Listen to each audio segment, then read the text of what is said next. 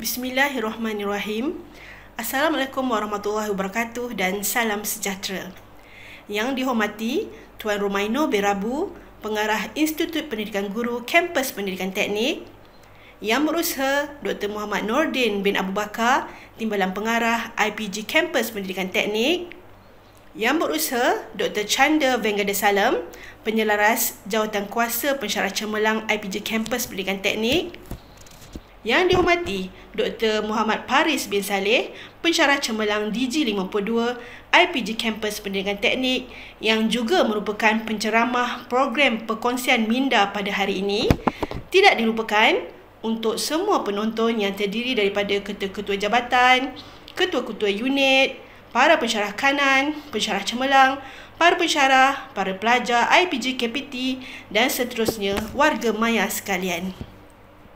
Sebelum kita menghangatkan pentas bicara, bolehlah kiranya saya menjemput terlebih dahulu Tuan Pengarah IPG Kampus Pendidikan Teknik, Tuan Romaino Berabu, untuk menyampaikan ucapan pembukaan program webinar perkongsian minda pada hari ini. Dengan segala hormatnya, dipersilakan. Bismillahirrahmanirrahim. Assalamualaikum warahmatullahi wabarakatuh dan salam sejahtera. Yang berusaha Dr. Muhammad Nordin bin Abu Bakar, Timbalan Pengarah Institut Pendidikan Guru Kampus Pendidikan Teknik. Yang berusaha Dr. Chanda, anak lelaki Vengadesalam, Penyelaras Jawatan Kuasa Pensyarah Cemerlang. Yang saya hormati Dr. Muhammad Paris bin Saleh, Pensyarah Cemerlang DG52 Institut Pendidikan Guru Kampus Pendidikan Teknik, yang merupakan penceramah perkongsian minda kajian masa depan. Ketua-ketua jabatan, ketua-ketua unit, para pensyarah kanan, pensyarah cemerlang, para pensyarah, pelajar IPG KPT dan seterusnya warga maya sekalian. Terlebih dahulu saya memanjatkan rasa syukur dan gembira kerana kita dapat bersama-sama dalam majlis ilmu perkongsian minda kajian masa depan satu keperluan secara atas talian. Terima kasih kepada Jawatan Kuasa Pensyarah Cemerlang yang sekali lagi mencari ruang untuk kita sama-sama berkongsi dalam perkongsian minda bersama pensyarah cemerlang. Apabila saya diajukan dengan tajuk kajian masa depan, saya berasa amat tertarik kerana ia mengingatkan saya kepada terma pengajaran berasaskan masa depan yang diaplikasikan dalam pengajaran sekitar akhir 90-an dan awal milenium. Namun, sejak akhir-akhir ini, terma ini agak jarang kedengaran dibincangkan oleh pengamal pendidikan. Kajian masa depan berkaitan pemprosesan data untuk melihat kemungkinan-kemungkinan yang bakal berlaku, perubahan, peluang dan masalah yang mungkin akan berlaku pada masa depan. Masa depan sangat dinamik kerana sentiasa berubah. Masalah yang berlaku pada masa depan lazimnya kompleks dan penyelesaiannya bersifat global. Kajian masa depan lebih berciri saintifik kerana dapat diuji, boleh diulangi dan dapat diramal. Kajian masa depan mampu memberi kesedaran dan merangsang pemikiran tentang isu, masalah dan peluang yang bakal dihadapi. Keadaan ini akan membolehkan kita memandang masa depan dengan yakin dan optimis. Dalam perbincangan tentang kajian masa depan, secara tidak langsung ia akan menyentuh jangkaan terhadap masa depan yang menjadi intipati bagi kajian masa depan. Jangkaan masa depan merupakan satu kaedah untuk mengawal keputusan pada hari ini. Matlamat jangkaan masa depan adalah memberi gambaran kemungkinan dan pilihan yang ada pada masa depan bagi membantu pembuat dasar membuat perancangan bagi masa depan. Setiap polisi yang baik itu dirancang berdasarkan pandangan jauh ke masa depan.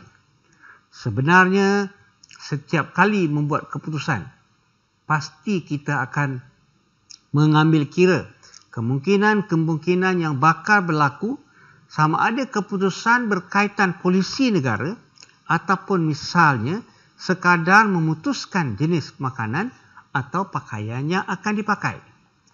Seterusnya, konsep jangkaan ini telah lama wujud dalam masyarakat kita. Barangkali tidak salah kalau saya samakan anggaran tentang masa depan ini melalui pepatah Melayu lama, iaitu sediakan payung sebelum hujan. Bermakna dalam kehidupan seharian juga kita melihat pilihan-pilihan yang ada sebelum membuat keputusan. Tuan-tuan dan puan-puan, warga maya yang saya hormati, kita harus berfikir di luar kotak dengan keupayaan untuk meramal, dengan mencuba sesuatu yang di luar kebiasaan dan bukannya sebagai penanda aras, tetapi menyasar lonjakan untuk membawa perubahan yang berterusan. Maka kajian masa depan ini amat penting untuk kita bersedia menghadapi kemungkinan-kemungkinan yang bakal berlaku. Dalam hal ini, peneropongan itu ke masa depan menjadi semakin mustahak. Malah kritikal, kerana jika kita tidak peka dan bersedia, kita akan berhadapan dengan kejutan masa depan, future shock. Berfikirlah lebih jauh ke depan dan melaksanakan idea-idea dengan cara yang tepat pada masanya agar kita tidak ketinggalan, khususnya dalam pendidikan guru, kerana sistem pendidikan ini dinamik dan futuristik sifatnya. Lantaran itu, kita buka ruang perbincangan ilmu dalam perkongsian minda pada petang ini yang membincangkan sesuatu yang kedengaran baru tetapi sebenarnya telah lama berada di kehidupan kita. Akhir kalam, saya mengucapkan tahniah dan syabas kepada Yang Berusaha Dr. Muhammad Faris, dan semoga perkongsian ini nanti akan memberi makna dan membuka kepada idea-idea baru. Semoga kita semua dikurniakan kesihatan yang baik dan dilindungi daripada wabak COVID-19. Padi segemal kepuk di hulu, sirih di hilir merekap junjungan, kepalang duduk menuntut ilmu, walaupun sebutir jadikan intan. Dengan lafaz Bismillahirrahmanirrahim, saya merasmikan program perkongsian minda kajian masa depan. Sekian, wabillahi taufik wal hidayah. Wassalamualaikum warahmatullahi wabarakatuh. Terima kasih Tuan Pengarah atas perasmian pembukaan webinar sebentar tadi. Baiklah para penonton sekalian, tajuk webinar perkongsian minda pada hari ini ialah kajian masa depan. Kita sering mendengar tentang kajian tindakan, kajian kes, kajian tinjauan dan bermacam lagi jenis kajian-kajian lain. Namun pada hari ini, kita akan mengetahui pula tentang kajian masa depan.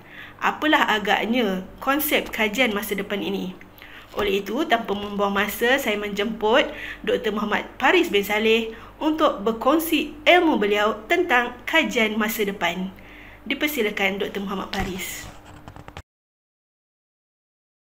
Bismillahirrahmanirrahim.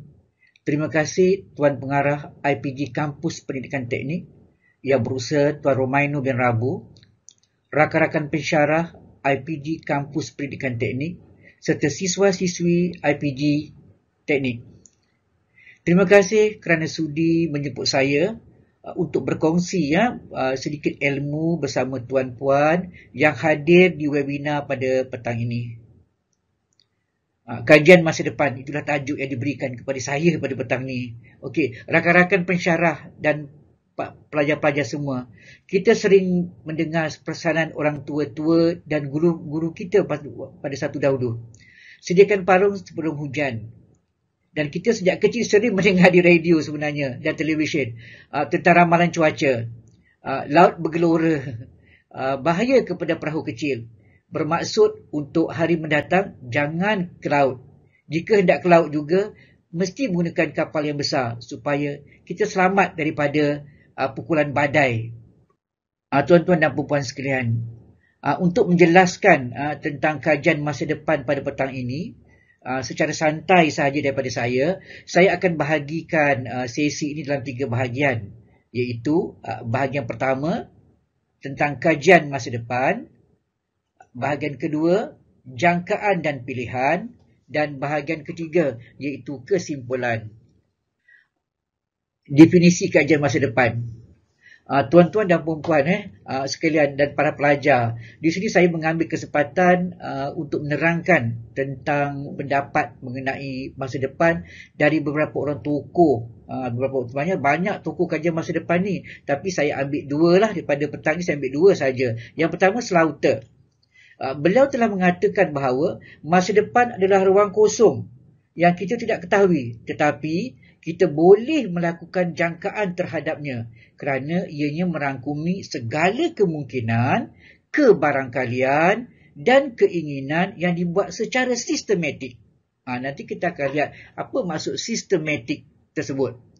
Okey. Pendapat yang kedua, tuan-tuan dan puan-puan, iaitu dari Saeedah Siraj, seorang pakar kajian masa depan di Malaysia yang telah mengimplementasikan subjek ini di Universiti Malaya pada tahun 2004. Iaitu beliau mengatakan bahawa terdapat beberapa asas untuk membolehkan sesuatu perubahan itu berlaku, terutamanya pada masa depan. Asas yang pertama ialah masa depan adalah satu fenomena yang berubah berbanding dengan masa kini. Kedua, dia kata manusia mencipta sesuatu pada masa sekarang dan masa depan dengan ada yang dirancang, dengan apa yang dirancang. Dan yang ketiga, perancangan masa depan diatur berdasarkan nilai-nilai dan kepercayaan serta masa depan bermula pada hari ini. Jadi bermaksud apa-apa event yang berlaku pada hari ini merupakan perlu mencari jawapan untuk menjawab segala persoalan, kemungkinan-kemungkinan yang berlaku pada masa akan datang. Itu. Okey, jadi kesimpulannya yang kita boleh buat dari pendapat tokoh-tokoh ini tentang masa depan, iaitu masa depan adalah satu disiplin ilmu yang sistematik dalam menghadapi kemungkinan masa depan dalam tempoh yang tertentu. Jangkaan masa depan bukan bermaksud untuk menilik seperti ahli nujum, tetapi untuk menanggapi suasana dan cabaran yang bakal dihadapi berdasarkan dari fakta dan telahan yang membolehkan kita merancang untuk persiapan dan menangani dan menguasai masa depan. Itu kesimpulannya. Jadi orang banyak bertanya pada saya pada ketika belajar dulu, kita buat kajian masa depan, masa peringkat master dan PhD, dia kata, apa perlu kajian masa depan? Jawabnya ya. Jika kita tidak akan menemui kegagalan, kerana kita masih lagi terkesan akibat kegagalan agenda besar negara. Semua ini diruntuhkan bila setiap keputusan yang dibuat tidak mengambil kira pandangan pakar-pakar dalam pelbagai bidang. Kita lihat bagaimana kalau ahli akademik Amerika Syarikat baru-baru menyatakan sistem pendidikan Amerika 50 tahun ke belakang. 50 tahun ke belakang, tuan-tuan. Bayangkan negara kita ni berapa jauh ketinggalan agaknya. Jadi bermaksud bahagian-bahagian future di Rare Report di sana telah mengkaji sebenarnya kajian masa depan ni apa perlu, apa dapatannya. Tuan-tuan dan puan-puan, kenapa perlu kajian masa depan? Cuba tuan-tuan jawab. Kenapa perlu kajian masa depan? Semua nak tahu kan? Semua orang nak tahu. Kenapa perlu kajian masa depan? Kenapa saya tak buat korelasi je, perkaitan je, sebab akibat je kajian saya? Tapi kenapa perlu buat kajian masa depan? Okey, kalau tak buat boleh ke? Bolehkah kita berjaya tanpa buat kajian masa depan, tuan-tuan dan puan-puan? Cuba tuan-tuan agak. Kenapa kita perlu buat kajian masa depan? Jadi ini jawapannya. Kerana apa? Kerana masa depan tiada kepastian. Maka kita perlu membuat kajian untuk melihat masa depan. Warga sekalian, kita bukan nak jadi ahli nujum sebenarnya. Tetapi kita melihat berdasarkan data-data saintifik, kajian masa depan merupakan satu kajian saintifik, tuan-tuan. Bukan andaian atau sesuka hati atau melihat air dalam kolam, air dalam mangkuk dan sebagainya. Jadi pasti kita tertanya-tanya, bagaimana kita hendak melihat masa depan? Sebenarnya, tuan-tuan, ada pelbagai kaedah, ada pelbagai cara, ada pelbagai teknik yang muncul banyak sebenarnya kajian-kajian masa depan ini. Okey, kita lihat dulu. Okey, Shelby dikatakan masa depan ini bukan bersifat unipolar. Terdapat beberapa alternatif masa depan dalam kegiatan manusia. Alternatif ini boleh dibahagikan kepada 3 kategori, iaitu yang pertama, dia kata apa? Masa depan boleh jadi. Peristiwa yang boleh jadi berlaku. Kita kata boleh jadi. Saya belajar, saya akan dapat A. Saya tak belajar, saya akan gagal. Itu masa depan boleh jadi atau boleh berlaku. Yang kedua, masa depan berkemungkinan benar. Peristiwa masa depan yang mungkin akan berlaku. Katakanlah event hari ini, ramai berlakunya penagih-penagih dadah. Penagih dadah. Jadi bermaksud untuk 10 tahun akan datang, mungkin banyak sekolah-sekolah untuk budak penagih dadah ni diwujudkan. Sebab sekarang dah ada penagih dadah. Mana boleh jadi. Jadi kita kena bersedia. Apa event sekarang berlaku? Apa event yang banyak berlaku? Itu yang akan muncul nanti. Dan yang ketiga, masa depan yang diharapkan. Peristiwa masa depan yang diharapkan berlaku di hadapan. Katakanlah saya dah sentuh tadi dalam perang Khandak atau apa, dalam pandemik di China sebenarnya. Apa dia buat? Apa dijangkakan di Malaysia? Pandemik COVID-19. Apa yang diharapkan selepas ini? Selepas kita adakan banyak di kajian, banyak sekatan, banyak undang-undang, apa akan berlaku? Proses nak berlaku yang kita nak ambil itu, apa yang perlu ada dalam tengah-tengah untuk mencapai itu. Okey, tuan-tuan dan perempuan semua. Saya ni dah mencerita banyak pula ni.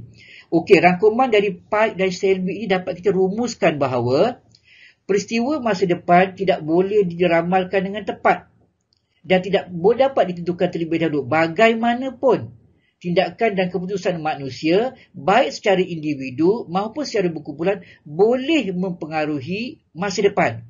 Ya, kita tak dapat tentukan, tapi boleh mempengaruhi apa tindakan-tindakan kita sebenarnya. Kalau tak belajar, dapat keputusan gagal. Tapi kalau apa tindakan manusia untuk membuatkan pelajar ini rajin belajar, dia bagi macam-macam, jadi keputusannya akan berubah. Sebab apa? Kita tak boleh ramalkan, tapi kita boleh kita boleh mempengaruhi keputusan itu dengan apa yang kita buat. Sebab kita dah sedar. Yang kedua, rumusan dia. Masa kini adalah unik, dia kata, dan penting bagi semua generasi akan datang. Dalam konteks ini, setiap individu perlu berusaha untuk mengawal proses perubahan. Perubahan sepatutnya menjadi alat bagi membangunkan insan dan bukan sebaliknya. Untuk mencapai matlamat itu, aktiviti membuat ramalan intelektual adalah lebih baik daripada belajar melalui krisis. Dia kata belajar melalui krisis. Okey. Dan yang terakhir, rumusan yang dibuat oleh Pike and Shelby ialah perspektif jangka panjang yang holistik dan global adalah penting. Imej masa depan pula membantu tindakan masa kini dan mempengaruhi apa yang mungkin berlaku pada masa akan datang. Itulah rangkuman daripada maksud kajian masa depan itu. Event-event hari ini menentukan apa yang anda hendak buat. Perancangan hari ini menentukan apa yang anda akan lakukan untuk masa depan. Macam wawasan 2020 kan. Dibuat wawasan 2020. Apa yang nak capai 2020, itu yang akan dibuat sepanjang proses sebelum menjelangnya 2020. Itu maksud dia. Okey.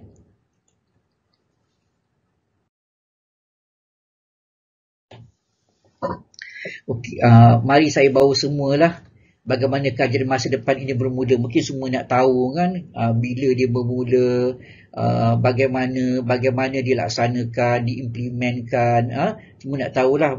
Nanti saya akan ketengahkan itu kajian masa depan ini bermula. Okey, para hadirin sekalian, mesti semua nak tahu bila kajian masa depan ini bermula. Sebenarnya dia telah lama wujud, tuan-tuan dan puan-puan. Dalam perang Khandaq sebenarnya, misalnya baginda Rasulullah telah mengambil pandangan Salman Al-Farisi dalam rangka strategi perang. Kerana apa?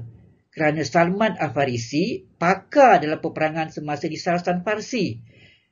Akhirnya mereka berjaya mencapai kemenangan walaupun jumlah kaum muslimin pada ketika itu lebih kecil daripada kaum Quraisy ketika perang Khandaq. Mana Nabi seorang ketua, tapi dia ambil pandangan pakar. Dalam mesyuarat itu, apa yang perlu diimplementkan untuk menang. Kita nak berperang pada akan datang. Nabi tak tahu, Rasulullah tak tahu, sungguh pun dia ketua. Dia berkumpul dan memberi pandangan. Dia mengambil pandangan orang yang telah ada pengalaman, orang pakar, iaitu Salman Al-Farisi. Salman Al-Farisi menyarankan membina parit. Jadi semua bersetuju. Dan apa yang mereka lakukan dalam masa beberapa hari, gali parit, penyediaan makanan dan sebagainya. Jadi menyebabkan perancangan yang strategik ini, yang sistematik ini, menyebabkan kaum muslimin memenangi dalam perang Khandaq, menentang sungguh pun jumlah bilangan yang ramai daripada pihak musuh, iaitu kaum-kaum Quraisy. Okey, dalam masyarakat Melayu sendiri, tuan-tuan dan puan-puan, telah ada kajian masa depan. Saya bersetuju tadi dengan ucapan pengarah, iaitu Tuan Romaino, mengatakan bahawa unsur kajian masa depan itu telah wujud dalam masyarakat Melayu lama, seperti penggunaan peribahasa sediakan payung sebelum hujan. Kerana mereka melihat fenomena alam pada ketika itu dan membuat jangkaan dan membolehkan mereka membuat persediaan. Apa dia sebelum hujan? Dan apa nak hujan? Awan mendung, tak ada hari nak hujan. Apa yang saya perlu buat? Sediakan payung. Tak kira lah hujan tu dah ada 1 jam lagi ke, 5 jam lagi ke, 10 jam lagi ke, tapi dah nampak awan mendung, sediakan payung. Kita bersedia ke arah itu supaya kita selamat pada ketika itu nanti. Okey, sejarah sebenarnya tuan-tuan, sejarah kajian masa depan bermula pada tahun 1866 di mana Wells telah menulis buku fiksyen bertajuk The War of the World sebenarnya, tuan-tuan dan puan-puan.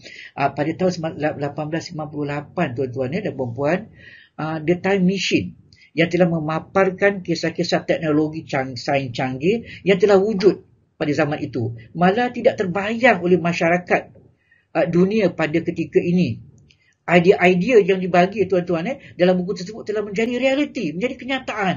Di mana beliau berpendapat bahawa setiap benda-benda yang merosakkan yang telah berlaku 20 tahun kini telah diberitahu lebih awal oleh ramai penulis dan pemikir pada 20 tahun sebelumnya. Itu dia Time Machine. Okey, macam mana kumpulan Rand? Kumpulan Rand ni kumpulan pemikir juga. Sekarang Rand bukan satu Rand je, banyak lagi kumpulan pemikir di California dan sebagainya. Okey, kumpulan Rand ni telah melaksanakan kajian masa depan pada tahun 1963. Mereka telah menjangkakan 130 kejayaan saintifik yang akan dicapai oleh Amerika pada masa akan datang. Kini terbukti. Kesemua jangkaan itu telah menjadi realiti dan mereka telah bersedia dengan kemungkinan-kemungkinan tersebut. Bermaksud dia ada laporan jangka panjang itulah dia buat. Jangka panjang mula tahun 93, apa yang Amerika perlu capai pada 100 tahun akan datang, 100 tahun akan datang. Jadi antara yang mereka berjaya sehingga kini ialah antara pemindahan hati, penghantaran manusia ke bulan, penggunaan laser, rumah yang dicadangkan, rumah dalam wujud dalam air dan sebagainya. Jadi ini menunjukkan bahawa sebenarnya kajian masa depan itu merupakan satu kajian yang bertujuan untuk memastikan kerjayaan perancangan yang telah dibuat dari awal tahun. Di awal sehingga tahun yang dirangkakan berkenaan. Ini menunjukkan hasil dari jangkaan tersebut, mereka boleh memilih bentuk masa depan yang mereka inginkan. Secara tidak langsung, mereka menguasai masa depan melalui persediaan ilmu, kemahiran, nilai, seperti mana yang mereka inginkan. Jadi bukan saja orang kata itu sebab kajian masa depan ni bukan ahli nujum, bukan andaian-andaian, tapi sistematik. Kerana apa? Dia perlu bersedia. Dia cakap nak capai, mesti ada ilmu. Apa ilmu dia? Ini dia. Mesti ada kemahiran. Ini kemahiran dia. Apa nilainya? Ini nilai nak diterapkan yang akan datang.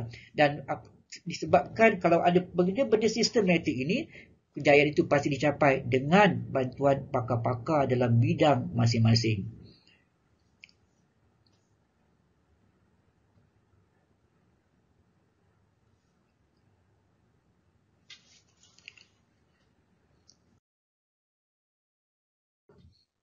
Tuan-tuan dan puan-puan semua, nak tahu tak kajian masa depan yang pernah dilakukan di negara-negara Asia? Negara Asia pun tak ketinggalan. Sungguh pun benda kajian masa depan dipelopori oleh Amerika pada 1949 melalui RAND Reform dan teknik DLP yang telah dibangunkan oleh pihak ketenteraan Amerika, kemudian dirahsiakan, tidak digunakan kerana mereka menggunakan teknik ini untuk berhadapan perang dingin dengan pihak Rusia. Itu kita akan masuk kemudian bila bengkel seterusnya diadakan, bagaimana Amerika bertindak sebenarnya menggunakan kajian masa depan untuk berperang dengan pihak Rusia. Okey, saya ambil contoh tuan, negara Asia, negara yang menjadi kegilaan anak muda sekarang itu K-pop. Bila sebut Korea je mesti K-pop. Okey, Korea Selatan pada masa dahulu sebagai negara pengguna, kini semua dah tahu kan, iaitu dia menjadi sekarang sebuah negara pengeluar kereta dan sebagainya lah. Okey, pada bulan November tuan-tuan 1983, UNESCO wilayah Asia Pasifik melalui Program of Education Innovation for Development telah mengadakan seminar Future and Education di Bangkok. Dalam seminar tersebut, Korea telah diwakili oleh Dr. Hong Yu Ban telah membuat jangkaan masa depan Korea Selatan pada tahun 2000, iaitu untuk menjadi sebuah negara peneraju ekonomi dunia dan masyarakat post-industri yang memberi penekanan terhadap pembangunan industri ketiga. Yang menariknya tuan-tuan dan puan-puan ialah Korea Selatan telah menjadi negara yang mampu bersaing dengan bersaing dalam industri otomotif, industri komputer dan industri elektronik seperti telefon bimbit. Dan ini menunjukkan bahawa kajian masa depan turut membolehkan sesebuah negara itu membuat perancangan tentang masa depan dengan lebih berkesan. Kita lihat, okey, kita tengok Thailand tuan-tuan. Sebenarnya Thailand telah guna kajian masa depan di awal tahun 1970. Dia telah memanggil doktor-doktor, profesor dari berbagai universiti di Thailand untuk buat jangkaan terhadap sistem pendidikan negara berkenaan. Dia dah buat 70. Kita lambat, kita tak buat lagi. Kita tak jumpa lagi kajian masa depan. Kita terkait dengan korelasi, sebab akibat apa kaitan beg berat dengan budak-budak malas ke sekolah dan sebagainya. Sebab itulah itu yang dimomok-momokkan kepada kita. Okey, Thailand mendahului kita. Itu sebablah yang dia telah maju dalam bidang pertanian tuan-tuan. Hasil pertanian yang dihasilkan luar musim. Kita tak keluar durian, tak keluar rambutan, dia dah keluar, harga mahal. Bila dia keluar, kita baru keluar. Bila keluar, kita dah berlambat, dah harga seguni, harganya RM10. Dia masuk tu sekilo, harganya RM10. Rambutan Thailand. Okey, berpandukan berapa hasil macam Thailand dalam pertanian, macam dia maju. Dia berpandukan berapakah hasil yang dikeluarkan oleh satu pokok.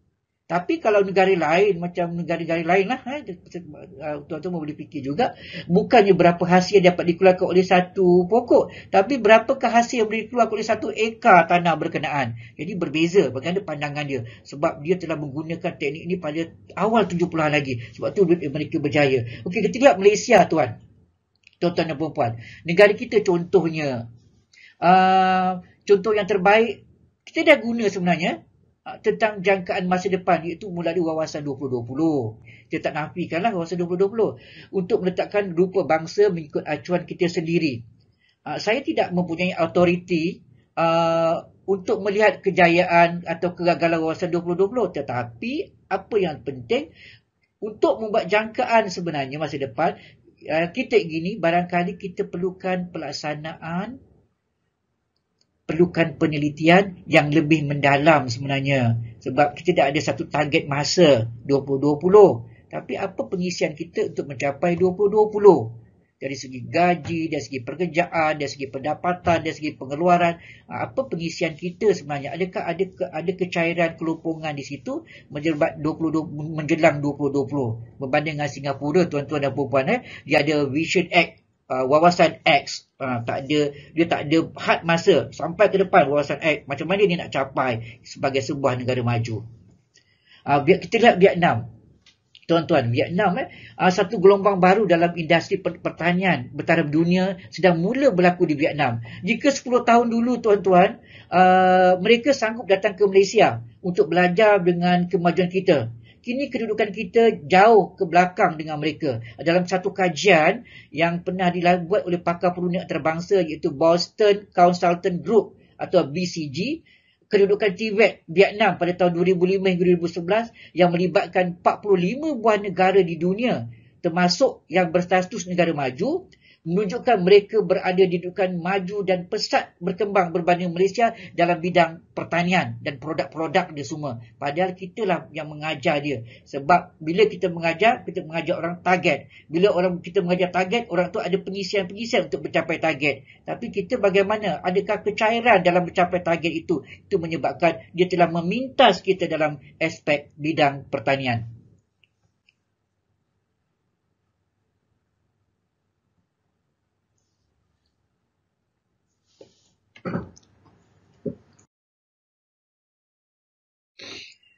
Salam semua, sedang mendengar lagi ke? Harap dah tak tidur lah ya. Nak dengar lagi tak? Okey, kita lihat kajian masa depan boleh meliputi meliputi pelbagai aspek sebenarnya, termasuk pembinaan polisi negara, perkembangan dalam bidang saintifik dan ketidakketinggalan dalam bidang pendidikan. Ini penting pendidikan baru ini pandemik, banyak cerita-cerita sedih yang keluar, pelajar pajak pokok, tak ada internet, tidak ada kemudahan handphone, tidak ada komputer. Semua kisah-kisah sedih yang diluarkan pada zaman pandemik. Kalau di luar negara dah buat kajian itu seawal tahun 83 lagi. Apa dijangkakan pengajaran elektronik yang akan berlaku pada tahun 2010. Jadi diorang tak menghadapi masalah. Kita menghadapi masalah pada ketika ini. Jadi apabila peranti dah boleh, pelajar dapat peranti, sekolah buka, budak pergi sekolah pula, belajar face to face pula dari bersuara muka. Bagaimana dengan peranti yang ada? Lepas tu patah balik ke rumah. Lepas tu masalah itu muncul. Jadi benda-benda ini sebenarnya boleh dijawab oleh kajian masa depan, oleh pakar-pakar dalam bidang teknologi, pakar-pakar pendidikan, pakar-pakar psikologi. Kita rangkumkan semua. Kalau PDP ini berlaku, bagaimana psikologi pelajar? Kalau pelajaran ini berlaku, bagaimana pandangan tentang penilaian yang akan dilakukan terhadap pelajar? Jadi semua itu dirangkum, baru dapat satu set jawapan. Bila kita ketengahkan, baru orang tidak mempertikaikan keputusan-keputusan kita sebenarnya. Itu kajian masa depan. Dia tak boleh agak-agak bagi dia handphone dah selesai. Tapi internet tak ada, budak pajak pokok. Semua kisah-kisah sedih negara yang kita dengar sejak lagi bulan Mei 2020. Padahal pada ketika itu China dah buat apa dah kajian masa depan dia tentang pandemik. Kita masih lagi tentang alat-alat elektronik yang begini. Okey tuan-tuan, kajian, kita lihat kajian luar negara macam Amerika, kajian Lancet pada tahun 80 telah menjalankan kajian tentang pendidikan alternatif yang akan dilaksanakan di sekolah menengah di Minnesota 20 tahun akan datang. Untuk kajian 20 tahun akan datang. Dia tak kira 1 tahun 2 tahun ni, itu yang jangka pendek, tapi jangka panjang. Dia orang dah ada apa pendidikan alternatif. Kalau berlaku gempa bumi, pelajar nak belajar macam mana? Kalau berlaku banjir, pelajar nak belajar macam mana? Kalau berlaku gelombang tsunami, pelajar belajar macam mana? Jadi dia ada satu perancangan yang amat besar. Event-event yang berlaku, dia akan buat, ini jawapan dia, ini jawapan dia. Barulah kita tak teraba-raba pada ketika itu. Okey, kajian Combs telah membuat kajian tentang jangkaan pendidikan tahun 2035. Kajian tu tahun 85. Tapi dia buat kajian untuk tahun 2035. Dia kata apa? Kajian yang dilakukan telah menggunakan teknik Delphi untuk mengenal pasti jangkaan perubahan-perubahan kritikal yang mungkin berlaku di sekolah-sekolah menengah di Virginia.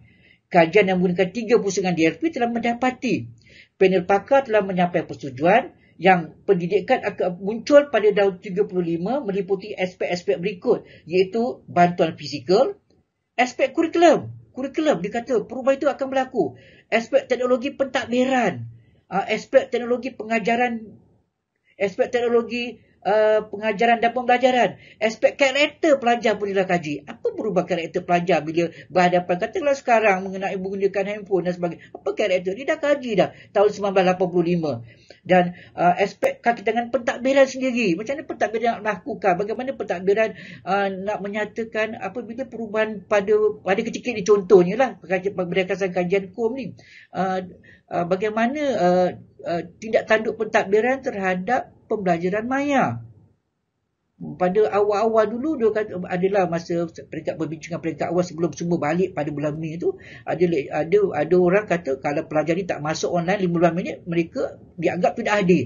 Saya kata itu satu hukuman dan deraan. Jadi bila benda tak ada, kita tak ada dapatan, kita tak ada penyelidikan, kita akan kata begitu. Pada masa yang sama, budak tak ada internet, budak tak ada capaian mereka lemah. Di rumah mereka ramai adik-beradik berkongsi handphone dan komputer dan sebagainya. Jadi bermaksud kajian yang lemah, kajian yang tiada akan mendapatkan jawapan-jawapan yang agak negatif. Okey, melalui kajian Mayer 2003, yang Mayer melakukan kajian, iaitu menunjuk dia membukti kesan terhadap teknologi rapid prototype dalam kejuruteraan reka bentuk pendidikan. Mereka menjangkakan rapid prototype ialah teknologi 3D yang akan menggantikan teknologi 2D dalam 5 tahun akan datang. Sebab apa? Sebab dia dah tahu apa perubahan dalam 5 tahun. Orang dah tak nak 2D dah. Dia tahu. Jadi apa persediaan dia? Dia buat. Dia 3D muncul, pelajar semua akan diimplement dengan program 3D sebenarnya. Jadi betapa cekap dan mahirnya mereka dalam membuat kajian masa depan. Okey, tahun 90 dapatan dari kajian Harper dari University of Lubbock, California. Okey, Lubbock University ni pun ada paper untuk peringkat sarjana dan PhD dalam kajian masa depan. Macam banyak negara dah ada kajian masa depan, dan kita pun harus berbangga nanti IPG yang bakal mengeluarkan graduan sarjana akan dimasukkan juga dengan satu subjek elektif kajian masa depan atau future study.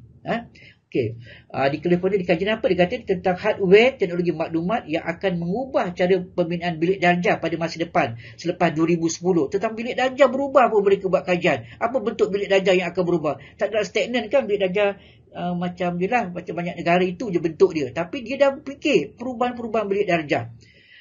Soal selidik itu telah dilakukan oleh golongan pakar sebanyak 3 pusingan, mendapat konsensus, dibantu oleh World Future Society yang berpekalan di California. Antara kesimpulan dapatan kajian masa depan itu ialah teknologi akan diintegrasi dalam kelas dan bukan lagi dimakmal.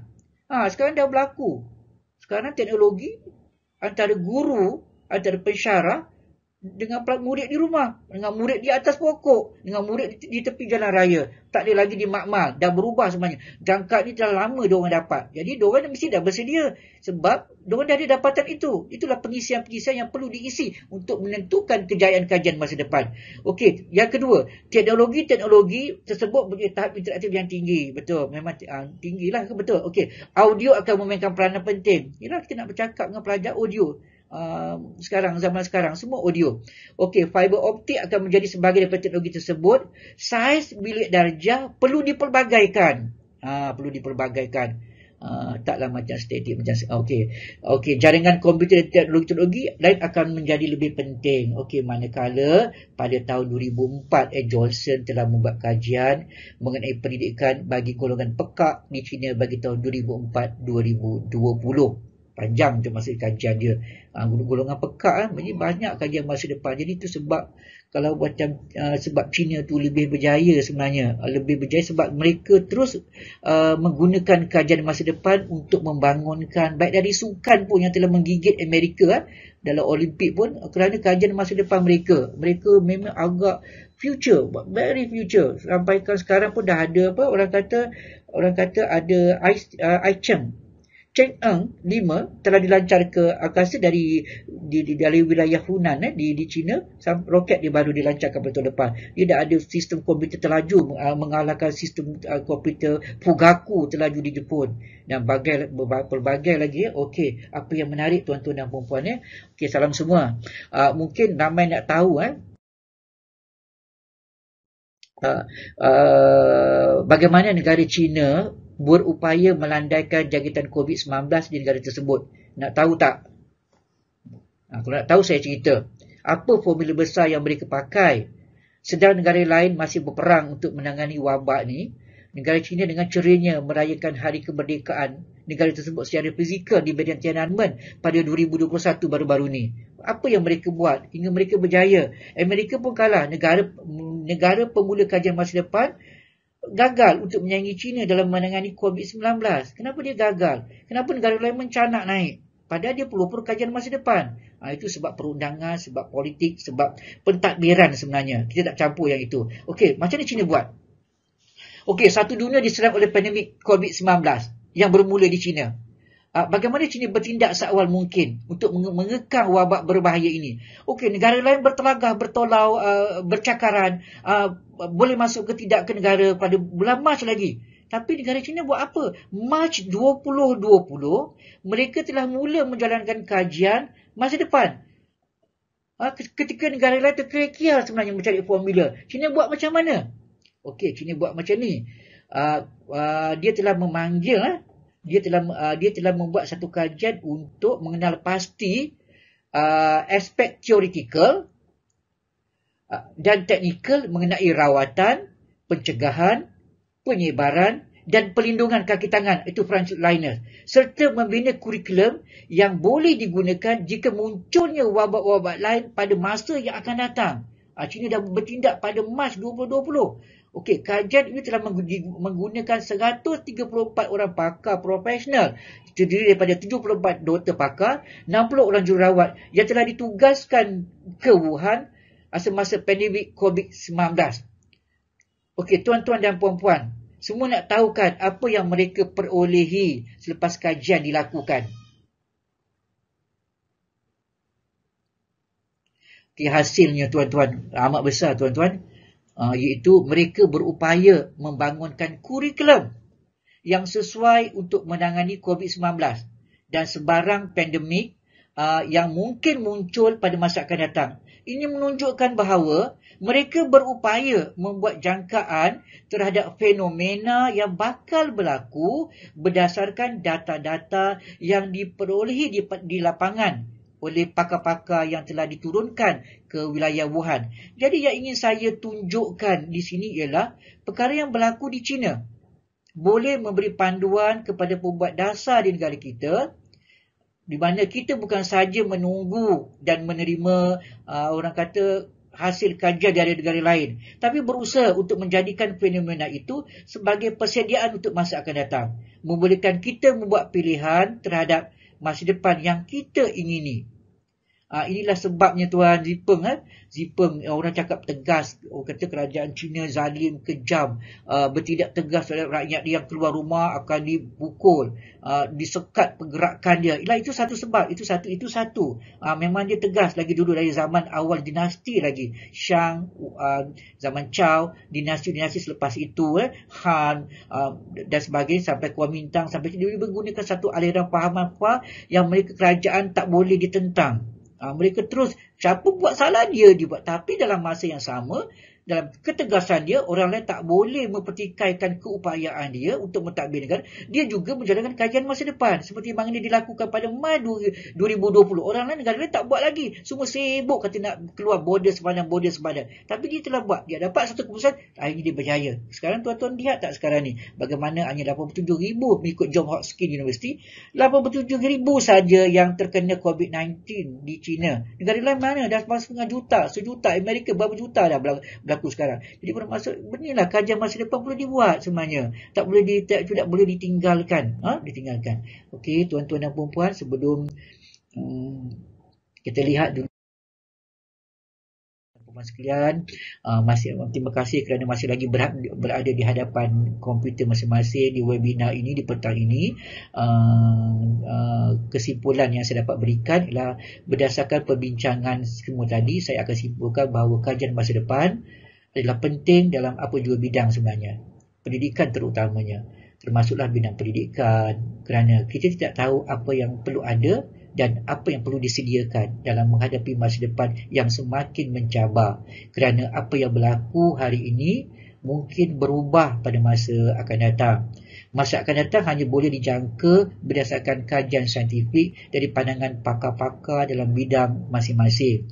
Masa depan yang gemilang seperti yang diingini bergantung kepada perancangan kita pada hari ini. Sekian itulah sahaja pembentangan saya mengenai tajuk kajian masa depan. Semoga kita berjumpa lagi di lain siaran. Wabillahi taufiq wal hidayah. Assalamualaikum warahmatullahi taala wabarakatuh.